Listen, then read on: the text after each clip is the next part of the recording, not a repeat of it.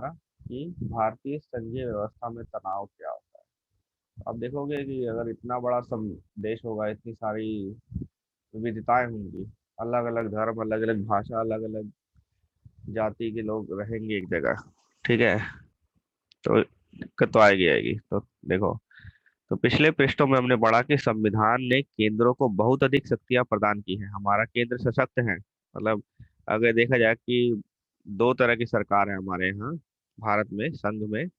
एक केंद्र स्तर पे बनती है और एक राज्य स्तर पे बनती है।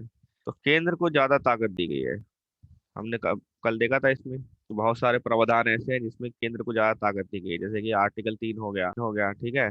उसके बाद क्या था, आपातकाल का प्रावधान हो गया, प्रेसिडेंट रूल हो गया, फिर अखिल भारतीय सेवाएं हो गई। ये सब चीजें मिला के दिखाती है कि केंद्र ज्यादा सशक्त है राज्य के मुकाबले।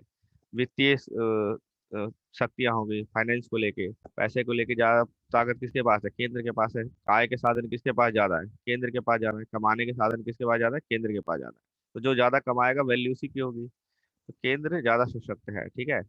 यद्यपि संविधान विभिन्न क्षेत्रों की अलग अलग पहचान को मान्यता देता है, लेकिन फिर भी वह केंद्र को ज्यादा शक्ति देता है। हमने देख लिया, हमने ये देखा कि हमारा संविधान अलग अलग क्षेत्रों को मान्यता तो देता है, जैसे भाषा के आधार पे या किसी चीज के आधार पे, लेकिन केंद्र को सशक्त बना देता है। एक बार जब राज्य को पहचान के सिद्धांत को मान्यता मिल जाती है तो वह स्वाभाविक ही पूरे देश के शासन में और शासकीय क्षेत्र में राज्यों द्वारा और ज्यादा शक्ति तथा भूमिका की मांग उठाई जाए। जब आप इसमें क्या बोला जा रहा है कि राज्य क्या होते हैं, अलग अलग ज्यादा भूमिका की मांग उठाते हैं, ठीक है। इसी कारण राज्य ज्यादा शक्ति की मांग करते हैं।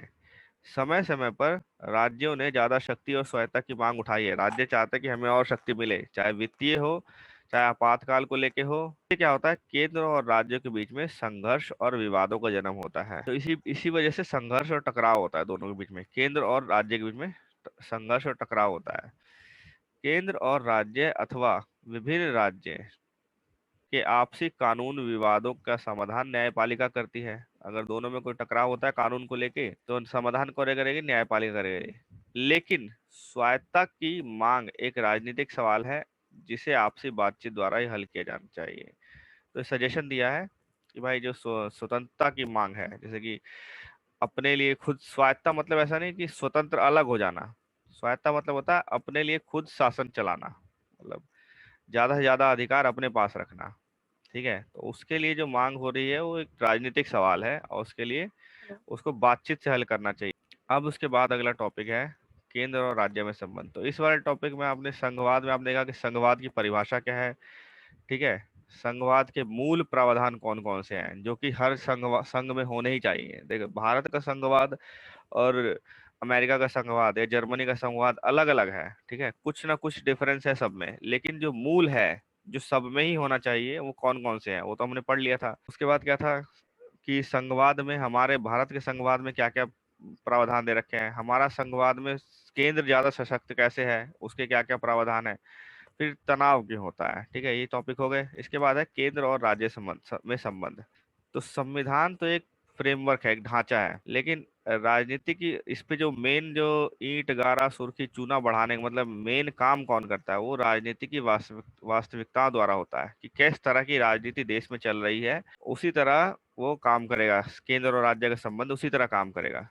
जैसे कि मान लो 1950 से लेकर 1968 तक क्या था, सिंगल पार्टी था हमारे यहाँ में। अगर कोई रूलिंग पार्टी था, चाहे वो केंद्र में हो या राज्य में हो, कौन सी पार्टी थी? कांग्रेस थी। देश के सभी राज्यों में लगभग कांग्रेस थी और केंद्र में भी हमेशा कांग्रेस रहती थी। तो टकराव होगा ही नहीं।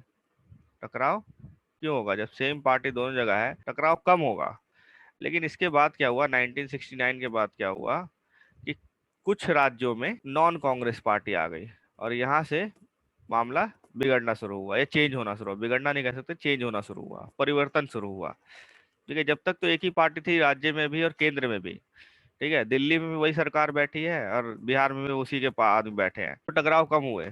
लेकिन जब 1969 के बाद नॉन कांग्रेस पार्टी आना शुरू हुई राज्यों में, तो राजनीतिक परिवर्तन हुए। तो यहाँ लिखा लिखा है राजनीतिक वास्तविकता, राजनीति की वास्तविकता ही केंद्र और राज्य के बीच में संबंध डिसाइड करती है। अतः भारतीय संघवाद पर राजनीतिक प्रक्रिया की परिवर्तनशील प्रकृति का काफी प्रभाव पड़ा है। यानी कि है जैसे कि 1950 से 1960 के दशक के प्रारंभिक वर्षों में जवाहरलाल नेहरू ने भारतीय संघीय व्यवस्था की नींव रखी थी। इस दौरान केंद्र और राज्यों में कांग्रेस का वर्चस्व था। केंद्र में भी कांग्रेस और राज्यों में भी कांग्रेस। नए राज्यों के गठन की मांग के अलावा केंद्र और राज्यों के बीच को लेके टकराव रहता था कि नए राज्य गठन, जैसे कि जो मैसूर और मैसूर है, ठीक है, आंध्रा है, आंध्र प्रदेश, या फिर आपका उस समय मैसूर था, कर्नाटक नहीं था नाम उसका। मैसूर हो गया कर्नाटक, आंध्र हो गया, मद्रास हो गया। इनमें डिमांड था कि हमें भाषा के आधार पर अलग अलग राज्य चाहिए। नए राज्यों गठन की मांग हुई थी। तो इन चीजों को लेकर टकराव होता था, बाकी कोई टकराव नहीं था। ठीक है, संबंध शांतिपूर्ण और सामान्य थे। राज्यों को आशा थी कि केंद्र से प्राप्त वित्तीय अनुदानों से विकास कर सकेंगे। राज्यों को लगता था कि हो जाएगा, जितना मिलता है हमें केंद्र से उतना हो जाएगा, क्योंकि शुरुआती दौर था। 1947 में भारत आजाद हुआ था। 1950 पहले इलेक्शन हुए थे और यहाँ से फिर शुरू हुआ था केंद्र राज्य के जो संबंध का सिलसिला। ठीक है, तो उन्हें लगता था कि वित्तीय अनुदान जो मिलता है हमें उसमें हो जाएगा। ठीक है, इसके अतिरिक्त केंद्र द्वारा सामाजिक आर्थिक विकास की बनाई गई नीतियों के कारण भी राज्य को काफी आशा बंधी थी। ठीक है, जो केंद्र नीतियां बनाता था उससे भी लगता था राज्यों को कि सब ठीक होगा, सब ठीक रहेगा। ठीक है, लेकिन हुआ क्या, 1960 के दशक के बीच में कांग्रेस के वर्चस्व में कुछ कमी आई। ठीक है, और अनेक राज्यों में विरोधी दल सत्ता में आए। कई राज्यों में नॉन कांग्रेस पार्टियां बनने लगी। ठीक है, सरकारें बनने लगी। इससे क्या हुआ, राज्यों की और ज्यादा शक्ति और स्वायत्ता देने की मांग बलवती हुई, मतलब मजबूत हो गई। राज्यों को अब ज्यादा शक्ति और स्वायत्ता चाहिए। इस मांग के पीछे कारण क्या थे, केंद्र और राज्यों में भिन्न भिन्न दल सत्ता में थे। अगर मान लीजिए बिहार, कुछ राज्य जैसे बिहार हो गया, झारखंड हो गया, यहाँ कांग्रेस नहीं है और केंद्र में कांग्रेस है। इंडिया, केंद्र में कांग्रेस है, यहाँ नॉन कांग्रेस है। तो ये इसके साथ कुछ बात टकराव करेगा, ये इसके साथ कुछ टकराव करेगा। अपना वोट बैंक बढ़ाने के लिए भी करते हैं। तो इसलिए जो केंद्र और राज्यों में भिन्न भिन्न दल सत्ता में थे। अतः राज्यों की सरकारों ने केंद्र की कांग्रेसी सरकार द्वारा दिए गए अवांछनीय हस्तक्षेपों का विरोध शुरू किया। अब अगर जो केंद्र की सरकार है वो राज्यों में कोई हस्तक्षेप कर रही है और उस राज्य में उस पार्टी की सरकार नहीं है, तो वो क्या करेगी, विरोध करेगी। कांग्रेस के लिए भी विरोधी दलों द्वारा शासित राज्यों से संबंधों के तालमेल की बात पहले जैसी आसान नहीं रही। अब कांग्रेस के लिए मुश्किल हो गया, जो केंद्र में सरकार थी उसके लिए मुश्किल हो गया। इस विचित्र राजनीतिक संदर्भ में संघीय व्यवस्था के अंदर स्वायत्ता की अवधारणा को लेकर वाद विवाद छिड़ गया। स्वायत्ता को लेकर टकराव होने लग गए, केंद्र और राज्य में टकराव होने लग गए। अब बोलो किस तरह के टकराव। मान लीजिए एक बिहार है और यहाँ पंजाब है। अब बिहार गरीब है, पंजाब पंजाब गुजरात महाराष्ट्र शुरू से थोड़े से पैसे वाले राज्य रहे हैं, मतलब यहाँ पे वित्तीय व्यवस्था की ज्यादा दिक्कत नहीं हुई है। अब इसको भी अगर केंद्र 40 रुपए देगा, एग्जाम्पल, इसको भी 40 रुपए देगा, और यहाँ मान लीजिए नॉन कांग्रेस पार्टी है, तो ये क्या बोलेगा कि यहाँ 30 दो और यहाँ 50 दो, तभी जाके बैलेंस बनेगा। ठीक है ना, ये तो यही बोलेगा। इसी तरह कई राज्य दूसरे मुद्दों को लेकर भी केंद्र के साथ टकराव में रहे या वाद विवाद में रहे, विवाद बढ़ता चला गया। ठीक है, उसके बाद क्या हुआ, ये तो हो गया 1950 से 1960 का दशक, या 1969 से मेन शुरू हुआ था। ठीक है, उसके बाद 1990 के दशक के बाद कांग्रेस का वर्चस्व बहुत ही कम हो गया, काफी कुछ खत्म हो गया। केंद्र में गठबंधन राजनीति देखनी शुरू कर दी। अब केंद्र में एक पार्टी की सरकार नहीं आई, अब मामला और बदल गया। ठीक है, पहले क्या था कि केंद्र में एक पार्टी थी, ठीक है, राज्य अलग अलग है। ठीक है, मान लीजिए राज्य है, यहाँ पे ए पार्टी है, यहाँ बी पार्टी है। ठीक है, और एक राज्य है वहाँ सी पार्टी है। ठीक है, और बाकी राज्यों में ए ही है, बी ऐसे करके ही है। ठीक है ना, अब केंद्र में तो एक ही पार्टी थी ना, तो जो राज्य ए पार्टी वाले होंगे चलो उनके साथ तो कम से कम ठीक रहेगा। लेकिन अब 1990 के बाद क्या हुआ कि एक पार्टी सरकार बना ही नहीं पा रही है। अब हम गठबंधन सरकार के बारे में पढ़ेंगे थोड़ी। मान लीजिए इलेक्शन हुए, लोकसभा के चुनाव हुए, लोकसभा के चुनाव हुए, इलेक्शन, और 500 सीटें हैं मान लो, ठीक है, 550, 550 टोटल सीट है लोकसभा में, टोटल सीट 550 है, ठीक है। तो सरकार बनाने के लिए कितनी सीटें चाहिए, इसकी आधे से एक ज्यादा, ठीक है, ठीक है ना। तो 275, तो आधा हो गया, +1, तो जिसके पास ये सीटें होंगी इतनी सारी, वो सरकार बना लेगा, ठीक है।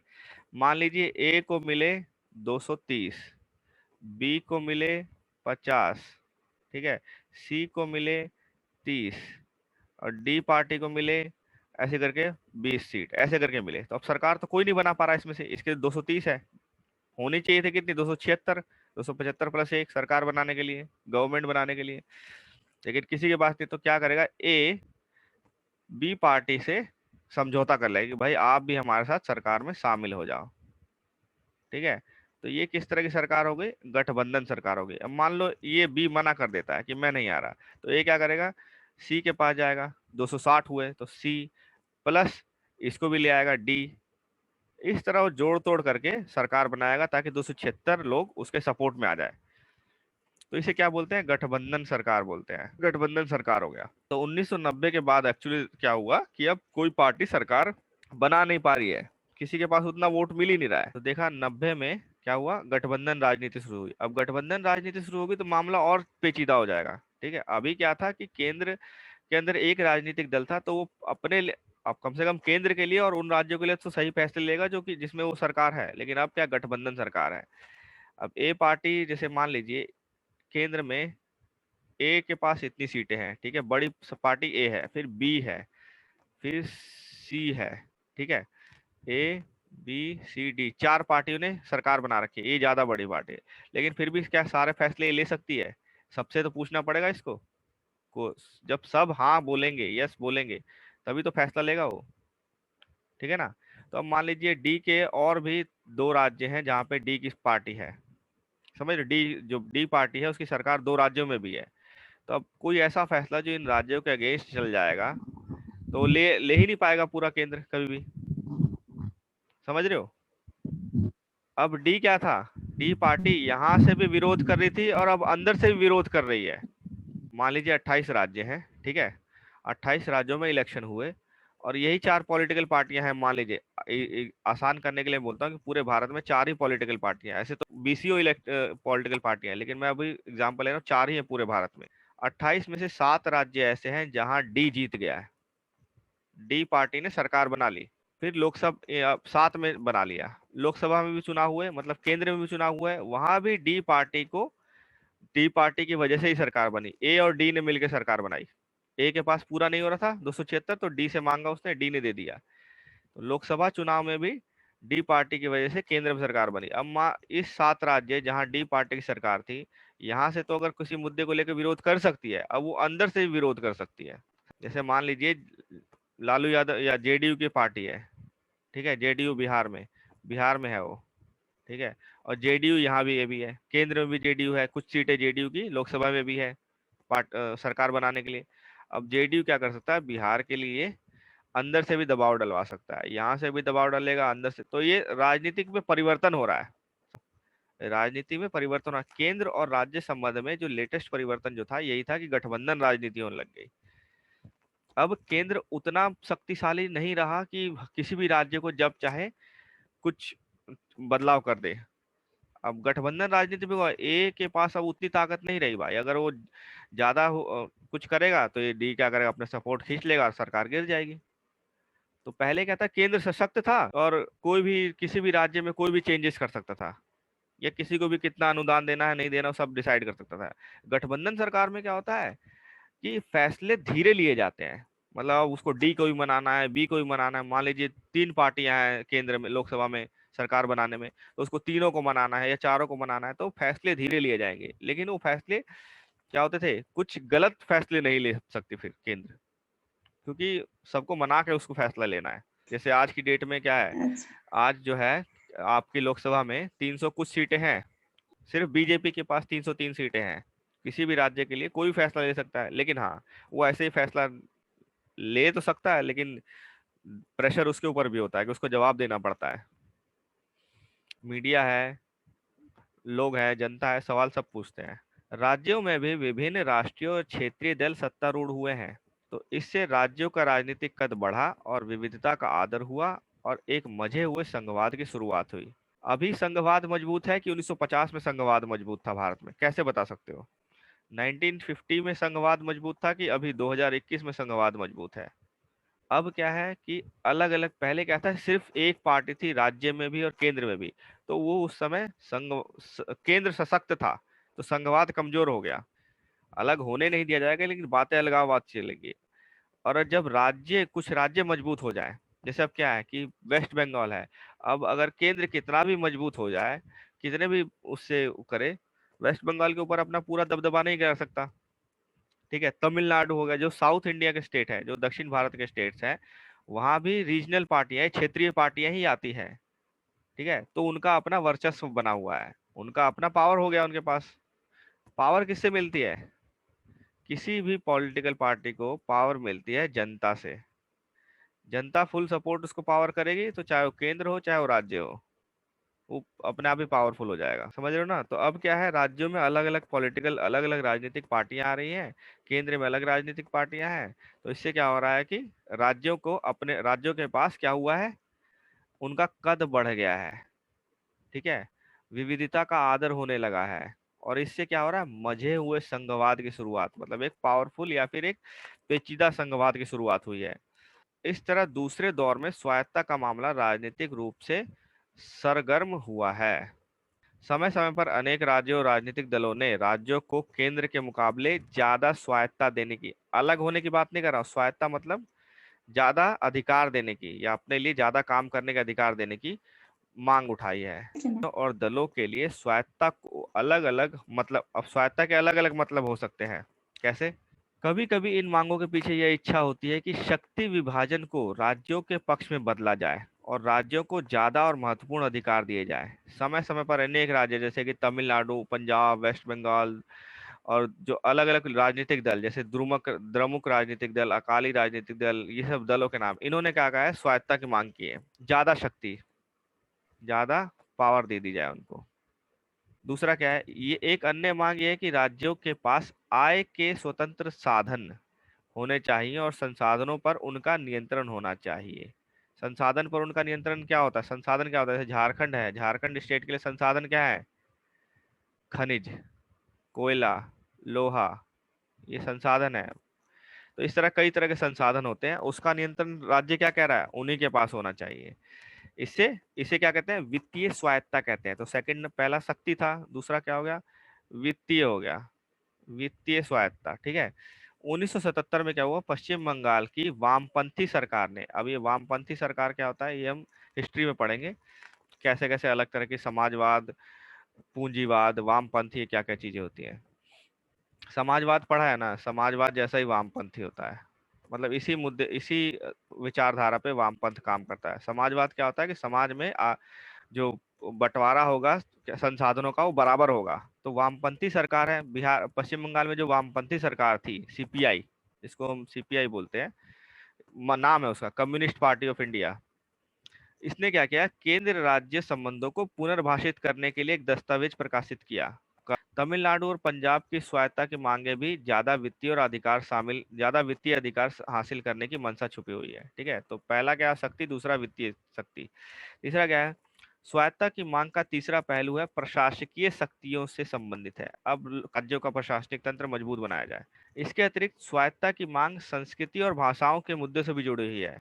तमिलनाडु के तमिलनाडु में हिंदी के वर्चस्व का विरोध और पंजाब में पंजाबी भाषा और संस्कृति के प्रोत्साहन की मांग, उसके कुछ उदाहरण है।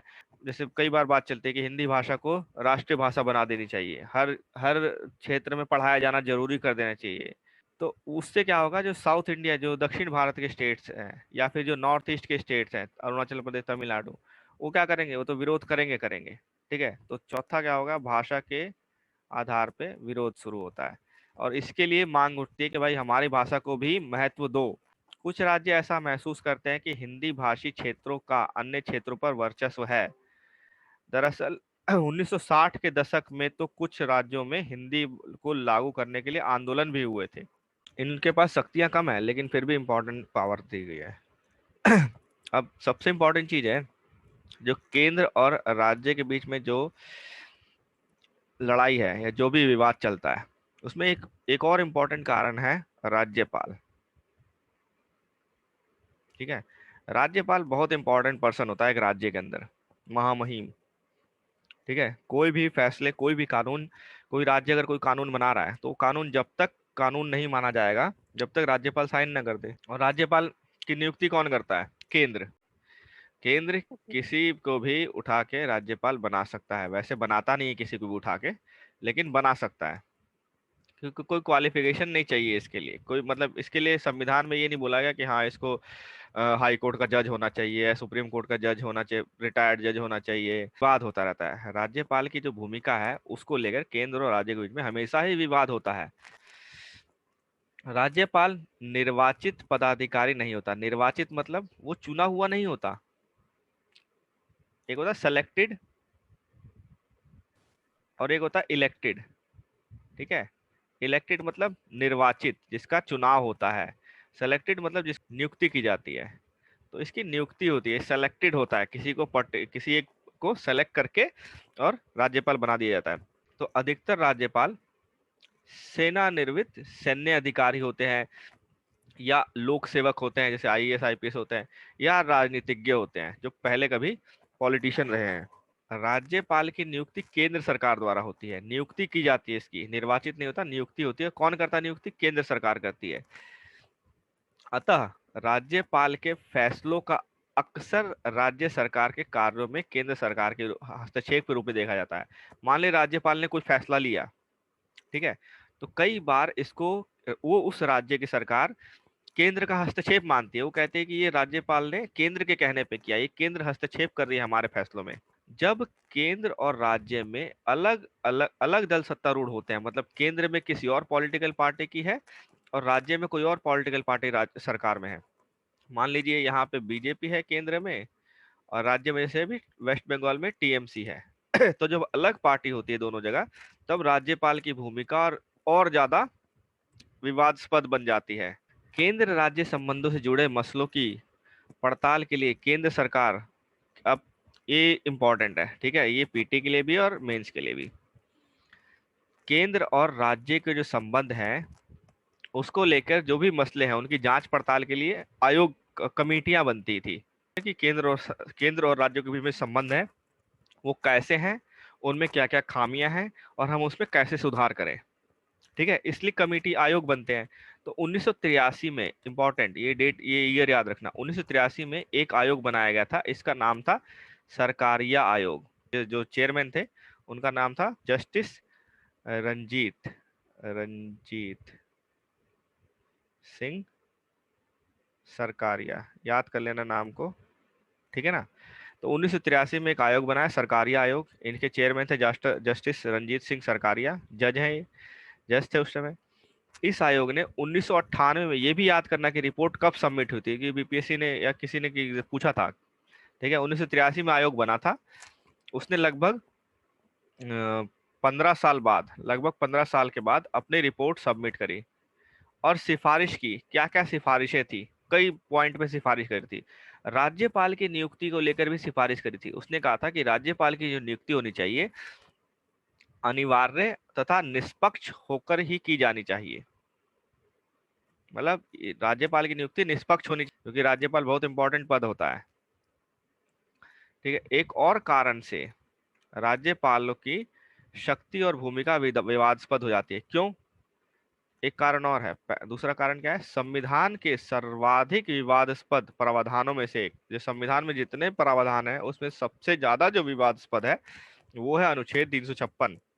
यानी कि इस अनुच्छेद के अंदर के तहत केंद्र जो है वो राष्ट्रपति शासन लागू करता है। इस प्रावधान को किसी राज्य में तब लागू करते हैं, कब लागू करता है?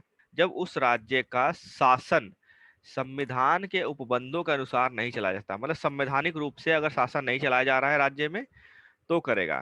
ठीक है ना, लेकिन इसकी सिफारिश राज्यपाल करता है कि हाँ इस राज्य, मेरे जो राज्य है इसमें जो शासन है संवैधानिक रूप से नहीं चलाया जा रहा है, तो आप राष्ट्रपति शासन लगा दो। परिणाम स्वरूप संघीय सरकार राज्य सरकार का अधिग्रहण कर लेती। जब किसी राज्य में, मान लीजिए ए राज्य है कोई, ए, ठीक है ना, इसमें क्या है, जो वहां की राज्य सरकार जो है वो शासन संवैधानिक रूप से नहीं कर रही है, या राज्यपाल को ऐसा लग रहा है कि शासन संवैधानिक रूप से नहीं चल रहा। संवैधानिक रूप से शासन चलाने का मतलब जो जो संविधान में लिखा गया है, उसी अकॉर्डिंग शासन चलाना। मान लीजिए कि इस राज्य में ए राज्य था, यहाँ पे एक पॉलिटिकल पार्टी या कुछ पॉलिटिकल पार्टियां मिलकर कहती है कि जो सरकार है उस पर हमारा विश्वास नहीं है, तो हम अविश्वास प्रस्ताव ला रहे हैं। ठीक है, मान लीजिए अविश्वास प्रस्ताव लाना था, लेकिन वहाँ के जो राज्य जो स्पीकर होता है, वहाँ का विधानसभा में स्पीकर होता है, वो कह रहा है नहीं हम नहीं लाना चाहते, मैं इसको मंजूरी नहीं देता। क्योंकि सारे काम स्पीकर की मंजूरी से होते हैं, और स्पीकर उस पार्टी का होता है जो सरकार में होती है। तो स्पीकर कह रहा है कि हम नहीं ला- हम मैं इसको मंजूरी नहीं देता, तो मतलब संविधान से हट गया वो, संवैधानिक तरीके से हट रहा है वो। यार राज्यपाल को लग रहा है ऐसा, नहीं भी सब कुछ ठीक भी चला, लेकिन राज्यपाल को लग रहा है कि संवैधानिक रूप से सरकार नहीं चल रही है, शासन नहीं हो रहा है। समझ रहे हो, जो भी शासन हो वो लीगल तरीके से हो, संवैधानिक मतलब जो लीगली है, सही तरीका है उसी तरीके से हो शासन, तो चलता रहेगा। लेकिन उस तरीके से नहीं हो रहा है, तो राज्यपाल क्या करता है, सिफारिश कर देता है कि यहाँ पे संवैधानिक रूप से नहीं हो रहा है, तो क्या करो, इस पे राष्ट्रपति शासन लगा दो। और राष्ट्रपति शासन कब लगेगा तो क्या होगा, संघीय सरकार जो होगी वो राज्य सरकार का अधिग्रहण कर लेती है। मतलब अब राज्य सरकार काम नहीं करेगी, काम कौन करेगा, संघ उस राज्य में अब केंद्र सरकार काम करेगी। फैसले कौन लेगा, केंद्र सरकार फैसले लेगा। इस विषय पर राष्ट्रपति द्वारा जारी उद्घोषणा को संसद की स्वीकृति प्रताप प्राप्त करना जरूरी होता है। ठीक है, राष्ट्रपति शासन को अधिकतम 3 वर्षों तक बढ़ाया जा सकता है। अगर मान लीजिए बिहार में राष्ट्रपति शासन लगता है तो ज्यादा से ज्यादा 3 साल तक लग सकता है वो। तो इसमें राज्यपाल का क्या अधिकार होता है, राज्यपाल का अधिकार यह है कि वह राज्य सरकार को बर्खास्त कर दे और राज्य विधानसभा को निलंबित या विघटित करने की अनुशंसा कर सके। इससे अनेक विवाद पैदा हुए, इससे कई तरह के विवाद हो चुके हैं। कुछ मामले में राज्य सरकारों को विधायिका में बहुमत होने के बाद भी बर्खास्त कर दिया गया है। मान लीजिए बहुमत है वहां पे, इस राज्य में एक राज्य है, यहाँ पे इसको एक पार्टी को बहुत सारी पार्टी सीटें मिल गई, बी को कम मिली है, ये मतलब इतना मिल गया है कि ये सरकार बना सकता है। उसके बावजूद, ठीक है, उसके बावजूद क्या हो रहा है कि वहां पे प्रेसिडेंट रूल लगा दिया गया है, राष्ट्रपति शासन लगा दिया गया है। क्यों, राज्यपाल ने कहा था। किस वजह से, हो सकता है केंद्र से कोई विवाद हो या कुछ और कारण से कर दिया हो। तो एग्जाम्पल दिया गया 1959 में केरल, 1900 और 1967 के बाद अनेक राज्यों में, ठीक है, बहुमत की परीक्षा के बिना ही, मतलब ये नहीं पूछा गया कि आप बहुमत में हैं कि नहीं है, उसके बिना ही सरकारों को बर्खास्त कर दिया गया। ठीक है, सरकार को आप देखो, किसी राज्य सरकार को दो तरह से बर्खास्त कर सकते हैं। अगर बर्खास्त करना मतलब हटाना हो, पहला बहुमत सिद्ध ना कर पाए, ठीक है, दूसरा दूसरा वही संवैधानिक रूप से शासन ना चलाए।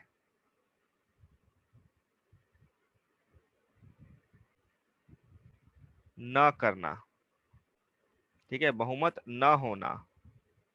अगर बहुमत नहीं है, ठीक है, मान लीजिए यहाँ पे दो पार्टियां हैं, एक राज्य के अंदर दो ही पार्टियां हैं, ए और बी। अब ये क्या, यहाँ पे क्या है, ए को बहुमत मिला हुआ था, ठीक है, 100 सीटें थी टोटल, और इसको मिला हुआ था 90 सीटें, इसको मिला 10 सीटें, बहुमत है। ठीक है, मान लीजिए इसमें से 50 लोग, 50 लोग इस तरफ आ जाते हैं, ठीक है, या 40 इधर आते हैं और बाकी 10 छोड़ देते हैं, अपना रिजाइन देके निकल जाते हैं। तो यहाँ क्या हो गया, यहाँ पे 40 रह गए, ठीक है ना, और यहाँ पे कितना होगा, 50 हो गए। चाहिए थे कितने थे, 51 चाहिए थे ना, इधर बहुमत हो रहा है ना इधर बहुमत हो रहा है। ठीक है, जब तक बहुमत था तो इसने सरकार बना रखी थी, और जब बहुमत हट हट गया, किसी वजह से बहुमत हट गया, ठीक है, मर गए या फिर रिजाइन दे दिया या फिर पार्टी चेंज कर ली, किसी वजह से भी बहुमत अगर खत्म हो गया, तो क्या होगा, दूसरी सरकार के दूसरी पार्टी क्या कहेगी, अविश्वास प्रस्ताव लाएगी। मतलब उसी विधानसभा में एक अविश्वास प्रस्ताव लाएगी कि हमें इस सरकार पे भरोसा नहीं है, या ये बहुमत में नहीं है, इसलिए इसको हटा दिया जाए। तो राज्यपाल क्या करेगा, सरकार को बर्खास्त कर देगा, राज्य सरकार को बर्खास्त कर देगा। लेकिन हुआ क्या 1959 में, और 1967 के बाद 1959 में केरल में और 1967 के बाद कई राज्यों में बहुमत होते हुए भी राज्यपाल ने राज्य सरकार को बर्खास्त कर दिया। क्यों?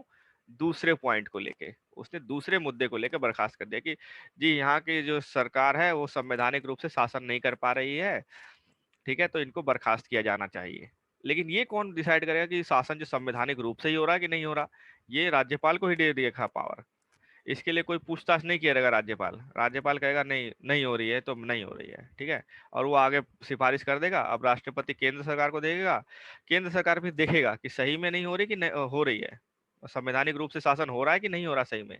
जबकि और अगर केंद्र और राज्य में लड़ाई हो रखी होगी पहले से और केंद्र सरकार ज्यादा वो हो जाएगा, अपने ताव में आ जाएगा, तो कहेगा ठीक है हटाओ, प्रेसिडेंट रूल लगाओ। कई बार क्या होता था, प्रेसिडेंट रूल लग गया लेकिन वो राज्य की जो सरकार थी पहले से, वो क्या कर चली गई, वो सुप्रीम कोर्ट चली गई। और सर्वोच्च न्यायालय ने फैसला कई बार राष्ट्रपति शासन के पक्ष में दिया और कई बार राष्ट्रपति शासन हटवा भी दिया। तो सर्वोच्च न्यायालय ने फैसला कर दिया कि राष्ट्रपति शासन लागू करने की संवैधानिक जांच पड़ताल न्यायालय कर सकता है। ठीक है, मैंने अभी तक क्या कहा कि राज्यपाल के पास लास्ट पावर होगी, ठीक है ना, लेकिन सर्वोच्च न्यायालय ने क्या कह दिया कि नहीं, लास्ट पावर राज्यपाल के पास नहीं होगी, वो संवैधानिक रूप से वो लगा है कि नहीं लगा इसकी जांच पड़ताल हम करेंगे, यानी न्यायालय करेगा। तो आखिरी पावर अभी किसके पास है? न्यायालय के पास है। 1967 तक अनुच्छेद 356 यानी कि राष्ट्रपति शासन वाला जो अनुच्छेद है उसका अत्यंत सीमित प्रयोग किया गया, मतलब बहुत कम राज्यों में लगाया गया। लेकिन क्या हुआ 1967 के बाद, क्या हुआ, कई राज्यों में गैर कांग्रेसी सरकारें बनी। 10-12 में क्या हुआ कि अब कांग्रेस नहीं सरकार बना पा रही, गैर कांग्रेस यानी दूसरी पार्टियां सरकार बना रही है, और जबकि केंद्र में कांग्रेस ही थी उस समय। तो केंद्र ने क्या किया, अनेक अवसरों पर कई बार, मतलब कि इसका प्रयोग राज्य सरकारों को बर्खास्त करने के लिए किया। किसका? अनुच्छेद 356 का। और उसने राज्यपाल के माध्यम से बहुमत दल होते हुए भी उसको सत्ता का उसमें होने से रोक दिया। उदाहरण के लिए 1980 के दशक में केंद्रीय सरकार ने आंध्र प्रदेश और जम्मू कश्मीर की निर्वाचित सरकारों को बर्खास्त किया। उसके बाद क्या है, एक तो हो गया राज्यपाल, ठीक है ना, केंद्र और राज्य के संबंध के बीच में राज्यपाल की क्या भूमिका होती है ये हमने देख लिया। राज्यपाल की भूमिका बहुत अहम अहम होती है, ठीक है। राज्यपाल अगर पॉलिटिकली मोटिवेटेड है, मतलब राजनीतिक रूप से पक्ष ले रहा है किसी का, चाहे केंद्र का या राज्य सरकार का, तो दिक्कत हो जाएगी। ठीक है, राज्यपाल को इसीलिए निष्पक्ष होना चाहिए क्योंकि उसकी पोजीशन पक्ष में होने वाली है ही नहीं। उसको संविधान का पक्ष लेना चाहिए, संवैधानिक रूप से जो सही है, चाहे वो केंद्र सही है चाहे वो राज्य सही है, उसी का पक्ष लेना चाहिए उसको। लेकिन होता नहीं है ऐसा, लगभग ऐसा नहीं होता है। राज्यपाल हमेशा केंद्र राज्यपाल को इसीलिए रख नियुक्ति करता है। पिछले साल बीपीएससी मेंस में क्वेश्चन आया था, 64 65वें में आया था शायद, 65वां या 64वें में आया था कि राज्यपाल जो है वो एक कठपुतली होता है, इसके बारे में लिखें। तो आपका ऐसा नहीं लिखना जी सर कठपुतली ही होता है, ऐसा नहीं लिखना। राज्यपाल बहुत इंपॉर्टेंट और आदर का वाला पोस्ट होता है, इसलिए इसको थोड़ा आपको डिप्लोमेटिक होकर लिखना। नवीन राज्यों की मांग, अब है नए राज्यों की मांग। संघ और केंद्र और संघ के बीच में जो संबंध है उसमें नए राज्यों की मांग का क्या वो है, रोल है। हमारी संघीय व्यवस्था में नवीन राज्य को गठन की मांग को लेकर भी तनाव रहा है। कैसे? राष्ट्रीय आंदोलन ने अखिल भारतीय राष्ट्रीय एकता को ही नहीं बल्कि समान भाषा, क्षेत्र और संस्कृति पर आधारित एकता को भी जन्म दिया। राष्ट्रीय आंदोलन का क्या महत्व है हमारे देश में? इसने एकता को बढ़ावा दिया। हमारी राष्ट्रीय आंदोलन लोकतंत्र के लिए भी एक आंदोलन था। जो हमारा राष्ट्रीय आंदोलन सिर्फ आजादी के लिए नहीं था, हम सिर्फ आजादी के लिए नहीं लड़े थे उस समय 1947 में जो आंदोलन चल रहा था अंग्रेजों के टाइम पे, तो वो आंदोलन सिर्फ आजादी के लिए नहीं था, वो आंदोलन लोकतंत्र के लिए भी था कि हाँ ठीक है आप चले जाओ, अंग्रेज भारत छोड़ो। पर जब अंग्रेज चल जाएंगे तो कौन करेगा शासन, उसके लिए भी था कि शासन कौन करेगा, तो लोकतंत्र के हिसाब से होना चाहिए शासन। अतः राष्ट्रीय आंदोलन के दौरान यह भी तय किया गया कि यथासंभव जितना हो सके समान संस्कृति और भाषा के आधार पर राज्यों का गठन होना। समान संस्कृति और भाषा के आधार पर राज्यों का गठन होगा, लेकिन हुआ नहीं ऐसा कुछ। इससे स्वतंत्रता के बाद भाषाई आधार पर राज्यों के गठन की मांग उठी। अब राज्य जब स्वतंत्रता से पहले कहा गया था कांग्रेस ने भी कई बार कहा था कि भाषा के आधार पर बनेगा, संस्कृति के आधार पर राज्य बनेंगे, लेकिन हुआ नहीं, बन नहीं पाया। 1950 से लेकर जब पहली बार इलेक्शन हुआ तो ऐसा कुछ हुआ ही नहीं। जब पहली बार राज्य का गठन हुआ 1950 में, तो ऐसा कुछ नहीं हुआ। भाषा के आधार पर राज्य बने ही नहीं। मद्रास अलग बन गया। मद्रास क्या था? मद्रास में कर्नाटक भी था और तमिलनाडु भी था, इस तरह था मद्रास। कन्नड़ भी बोलते हैं लोग और तमिल भी बोल रहे थे, ठीक है। आंध्र प्रदेश में भी था, तेलुगु वाले भी लोग थे और तमिल वाले भी लोग थे। जब आंध्रा बना था शुरू में, तो उसमें तमिल भाषाई लोग भी थे और तेलुगु भाषाई लोग भी थे। मैसूर में कन्नड़ भाषाई लोग भी थे और तमिल भाषाई लोग भी थे। तो वो मांग को पूरा नहीं कर पाई सरकार। 1950 में जब पहली बार सरकार बनी, तो क्या हुआ, विवाद होने लग गया। तो दिसंबर 1953 में राज्य पुनर्गठन आयोग की स्थापना हुई, ये याद रखना, ठीक है ना, जिसने प्रमुख भाषाई समुदायों के लिए भाषा के आधार पर राज्यों के गठन की सिफारिश की। ये अभी तो एक ही पॉइंट दिया गया, डिटेल में आपको लक्ष्मीकांत में पढ़ने के लिए मिलेगा, ठीक है ना। तो 1953 में जो आयोग बना था, राज्य पुनर्गठन आयोग, राज्य पुनर्गठन आयोग, इसने सिफारिश की थी कि ठीक है, भाषा के आधार पर बना दो। 1956 में कई राज्यों का पुनर्गठन हुआ ठीक है। केरला, उससे पहले आंध्रा बन चुका था, लेकिन आंध्रा इस कानून के तहत नहीं बना था, वो जबरदस्ती, मतलब वो मजबूरी में बनाया गया था। 1953 में आंध्र प्रदेश, भाषा के आधार पर पहला राज्य कौन सा था? आंध्र था, आंध्र प्रदेश था, ठीक है। भाषा के आधार पर पहला, भारत में पहला राज्य कौन सा बना था? आंध्र प्रदेश, 1953 में। और इस कानून के तहत 1956 में जो कानून बना था, उसके तहत पहला था केरला, ठीक है।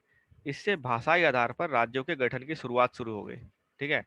और प्रक्रिया अभी भी जारी है, जैसे कि 1960 में गुजरात और महाराष्ट्र का जन्म। 1966 में पंजाब और हरियाणा को अलग किया गया, ठीक है। तो ये 1950 का मैप है, जब राज्य बने थे। ये है बॉम्बे, ठीक है, ये कच्छ है, ये सौराष्ट्र है, और ये हिस्सा जो है ये आंध्रा का हिस्सा है कुछ, और ये कुछ तमिलनाडु का, मद्रास, सॉरी, मद्रास का हिस्सा है। इधर मैसूर है, यहाँ से, सॉरी, ये वाला हिस्सा ऐसे तरह से मैसूर था, ऐसे कुछ था, मतलब वाला इस तरह से मैप था कुछ। तो एग्जांपल ले रहा हूँ। अब यहाँ क्या है, यहाँ मराठी लोग हैं इस तरफ, और इस तरफ क्या है, गुजराती लोग हैं। इनकी भाषा अलग है, इनकी अलग है। यहाँ पे कुछ कन्नड़ भी है इसी में। तो क्या किया गया, इसको महाराष्ट्र बना दिया गया, इतने हिस्से को, इस पूरे को गुजरात बना दिया गया, ठीक है। और यहाँ से कुछ हिस्सा काट के कर्नाटक बना दिया गया, आंध्रा इधर कर दिया गया, तमिलनाडु इधर कर दिया। अब जो मैप बना है वो अलग बना है, वो भाषा के आधार पे है। तो अब भाषा के आधार बन गया, तमिल बोलने वाले तमिलनाडु, तेलुगु बोलने वाले आंध्रा, मलयालम बोलने वाले केरला, ठीक है। यहाँ पे छोटा सा राज्य था सिर्फ त्रावणकोर, लेकिन पूरे को केरला बना दिया गया। कन्नड़ बोलने वाले कर्नाटका, ठीक है। मराठी बोलने वाले महाराष्ट्र, गुजराती बोलने वाले गुजरात।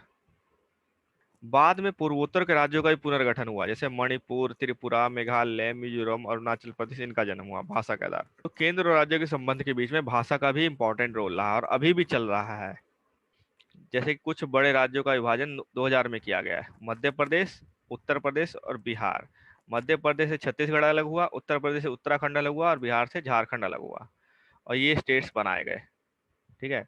अब जैसे अभी भी संघर्ष चल रहा है, जैसे महाराष्ट्र में विदर्भ जो एक एरिया है, जो मैप मैंने दिखाया था उसमें, तो जो विदर्भ है ना, वो ये वाला रीजन है, इधर वाला रीजन है, ठीक है।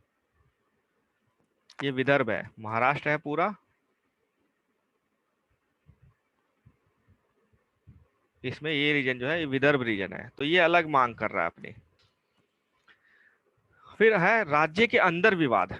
राज्य के आपसी झगड़े कैसे होते हैं? अंतरराज्यीय विवाद, जहां एक और राज्य अधिक स्वायत्तता और आय के स्रोतों पर अपनी हिस्सेदारी के सवालों पर केंद्र से विवाद की स्थिति में रहते हैं। वहीं दूसरी ओर संघीय व्यवस्था में दो या दो से अधिक राज्यों में आपसी विवाद के भी अनेक उदाहरण मिलते हैं। मतलब हमने भी पढ़ा, केंद्र और राज्य के बीच में विवाद चल रहा है। केंद्र है और यहाँ पे राज्य है कई सारे, ए, बी, सी, डी। अब ये इसके साथ विवाद में थे। अब होता क्या, और भी क्या चीजें हैं कि ये आपस में भी विवाद में है। किस चीज को लेके? कई चीजों को लेके, जैसे भाषा को लेके, तमिलनाडु और कर्नाटका भाषा को लेकर आपस में, पानी को लेकर के, ठीक है, नदी का पानी कौन ज्यादा यूज करेगा? तमिलनाडु की कर्नाटका, पंजाब की हरियाणा, पंजाब की दिल्ली। इस तरह से विवाद चलता रहता है। बिहार और यूपी में विवाद चलता रहता है, पश्चिम पूर्वी बिहार, पूर्वी यूपी और बिहार में विवाद चलता है। यह सच है कि कानूनी विवादों में न्यायपालिका पंच की भूमिका निभाती है, न्यायपालिका ही इंपॉर्टेंट भूमिका निभाती है। लेकिन इन विवादों का स्वरूप मात्र कानूनी नहीं होता, इन विवादों के राजनीतिक पहलू भी होते हैं। कई बार ये राजनीतिक रूप से आगे आते हैं, ठीक है। अतः इनका सर्वोत्तम समाधान क्या होगा? केवल विचार विमर्श और पारस्परिक विश्वास के आधार पर ही हो सकता है। जैसे मैंने कई एग्जाम्पल दिए राज्यों के विवादों के।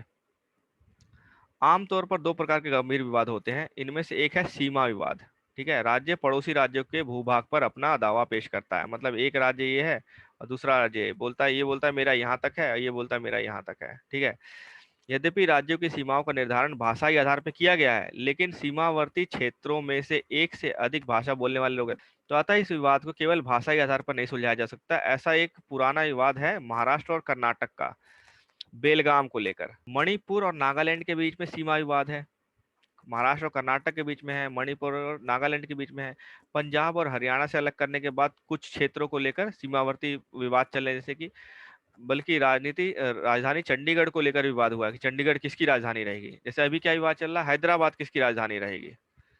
जब आंध्र प्रदेश से तेलंगाना अलग हुआ, नया राज्य बना, तो हैदराबाद किसकी राजधानी रहेगी? हैदराबाद बहुत इंपॉर्टेंट जगह है, बहुत आर्थिक रूप से संपन्न है। तो आंध्र प्रदेश कहता है मेरी राजधानी रहेगी, तेलंगाना कहता है मेरी राजधानी रहेगी। उसी तरह चंडीगढ़ के टाइम पे हुआ था। तो क्या किया गया, 1985 में तत्कालीन प्रधानमंत्री राजीव गांधी ने क्या किया, सहमति नहीं बनी, इसके बाद चंडीगढ़ को पंजाब को हस्तांतरित किया जाना था, पर अभी तक ऐसा नहीं हुआ है। पंजाब को देना था लेकिन अभी तक हुआ नहीं ऐसा। उसी तरह से कई और विवाद है। वो दूसरा विवाद क्या है, पानी को लेके, कावेरी नदी को लेके। ठीक है, अब तमिलनाडु और कर्नाटक में कावेरी नदी बहती है, तमिलनाडु कर्नाटक से निकलती है, तमिलनाडु में जाती है। ठीक है, फिर बंगाली खाड़ी में गिर जाती है। अब ये पानी ज्यादा यूज करे कि अगर ये ज्यादा यूज कर लेगा तो यहाँ पानी नहीं मिलेगा खेती करने के लिए, और ये पूरा खेती पे डिपेंडेंट है। यहाँ पे 3 बार क्या होता है, चावल की खेती होती है, और चावल की खेती का मतलब पानी चाहिए, नहीं मिलेगा तो विवाद होगा। ठीक है, सर्वोच्च न्यायालय की शरण में गए। ऐसा विवाद नर्मदा को लेकर हुआ, गुजरात और मध्य प्रदेश महाराष्ट्र के बीच में है। पानी को लेकर जो विवाद है हम अलग से पढ़ेंगे। विशिष्ट प्रावधान क्या है?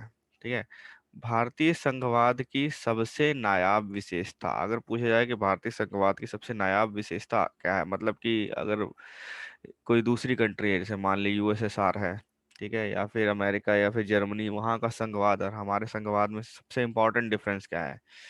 तो क्या डिफरेंस है इसमें? अनेक राज्यों के साथ थोड़ा सा अलग व्यवहार किया जाता है। ऐसा नहीं है कि हमने इसमें से उठाए और 4 राज्य बनाया, चारों को बराबर अधिकार दे दिए, बराबर ताकत दे दी। नहीं, ऐसा नहीं किया गया है। ठीक है, थोड़ा सा अलग अलग व्यवहार किया गया है। ठीक है, विधायिका का अध्ययन करते समय हमने पढ़ा था कि प्रत्येक राज्य का आकार और जनसंख्या अलग अलग है।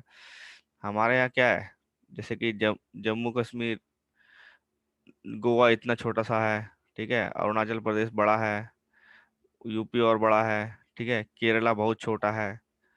ठीक है, तमिलनाडु बड़ा है। इस तरह से आकार और जनसंख्या अलग अलग है, हर राज्य के आकार और जनसंख्या अलग अलग है।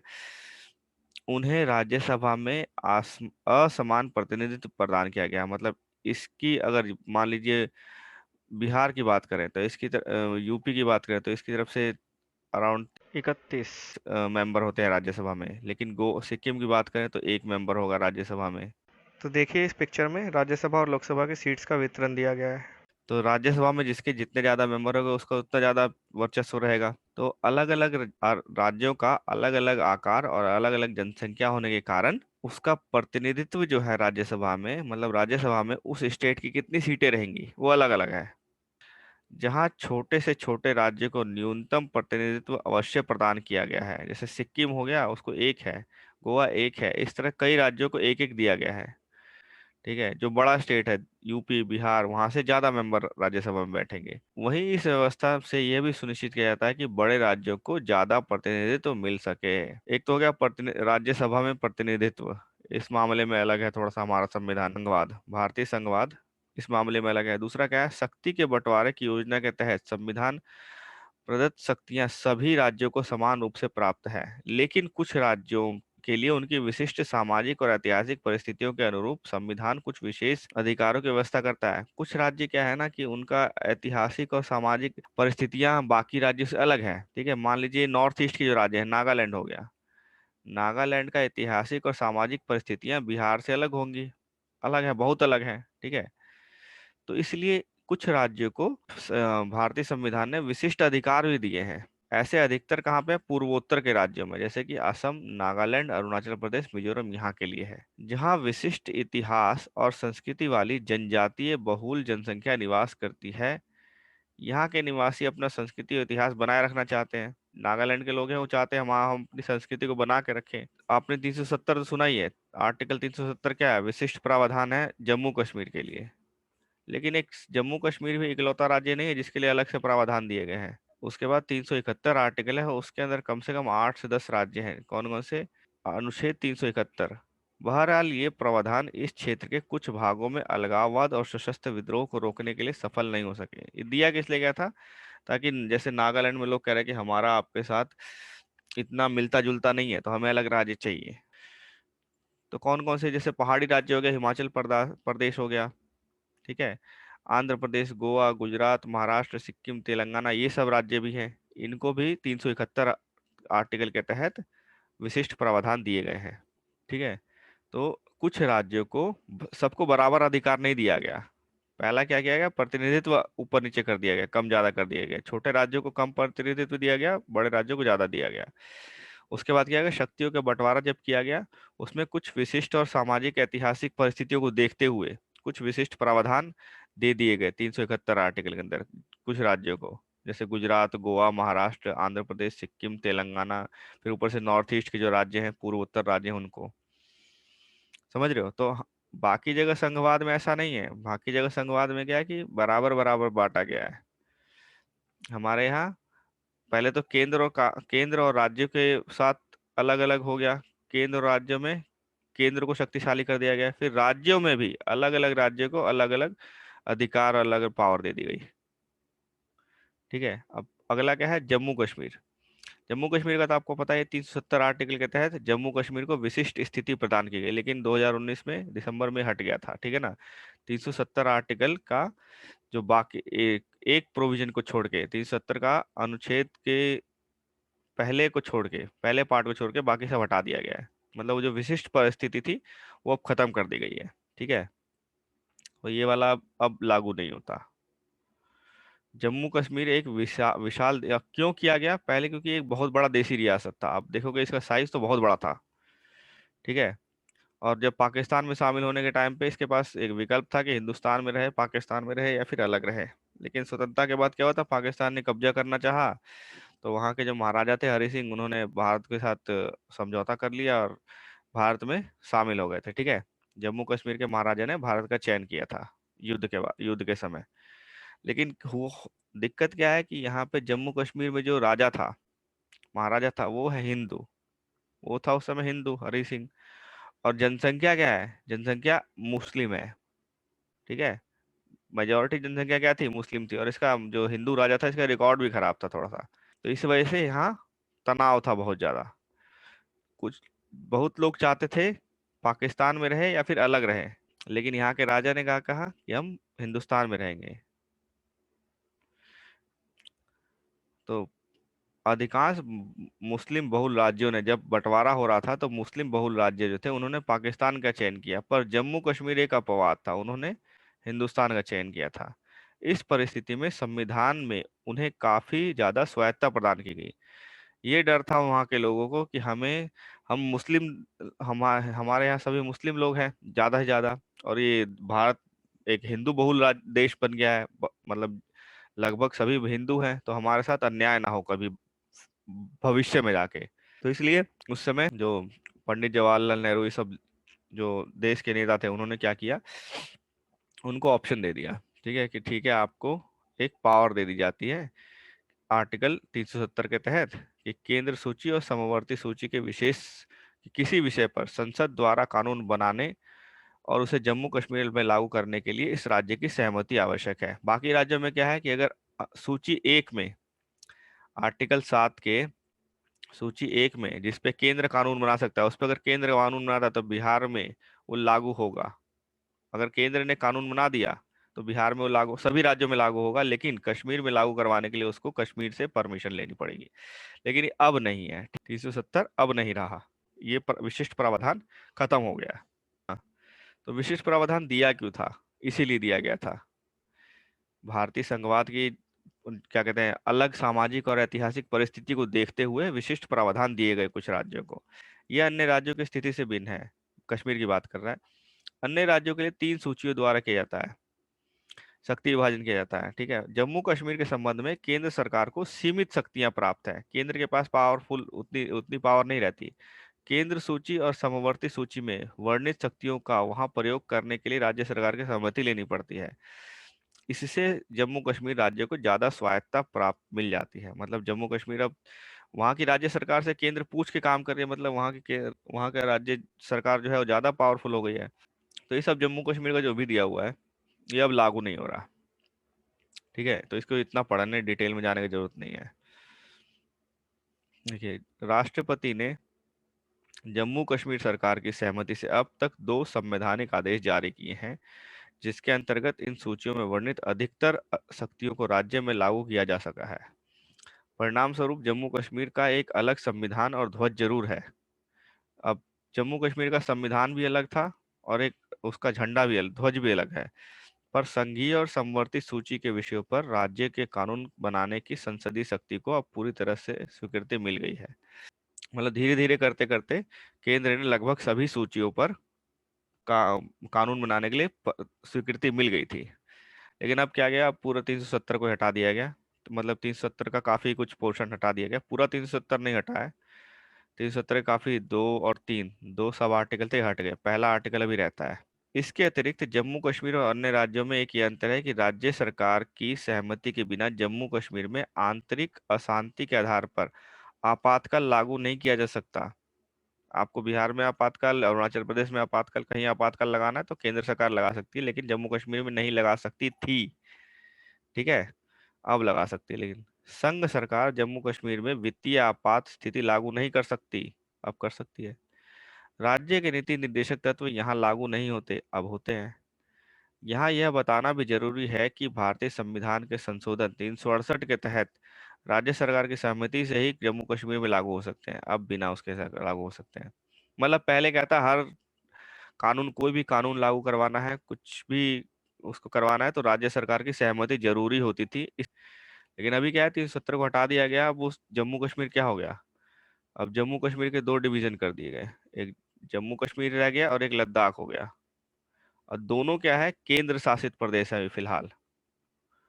ठीक है, दोनों केंद्र शासित प्रदेश है।